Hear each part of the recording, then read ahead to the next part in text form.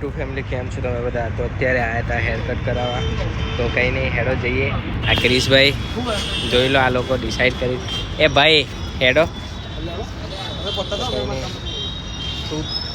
તું આવતો નહીં એમ જોડે? આવું છું તો હેડ, તો કંઈ નહીં, હેડો ત્યાં જઈએ. અહીંયા બહુ ભીડ છે. હું ક્રિશભાઈ ક્યારના કંટાળ્યા છે, તમે જોઈ શકો છો. અંદર કંટાળીને બહાર આવ્યા હતા અને 2% બેટરી, તો બ્લોગે શૂટ નહીં થઈ શકે અંદર.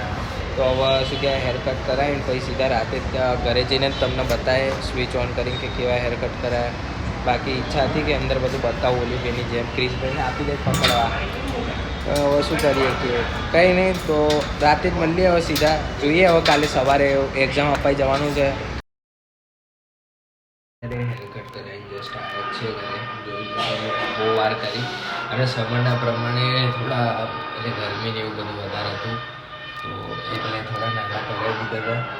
બાકી વાંચવા બેસીશ અને પછી થોડી વાર એને સૂઈ જઈશ. થોડો અવાજ આવતો હશે કેમ કે પેલા રૂમમાં બધા જોવો છે ટીવી પિક્ચર. તો કંઈ નહીં, આટલો બ્લોગ હું અહીંયા એડ કરું છું. જો મારો બ્લોગ સારો લાગે તો લાઈક કરજો, શેર કરજો, સબસ્ક્રાઈબ કરજો. મને બી લાગવામાં જય શ્રી કૃષ્ણ.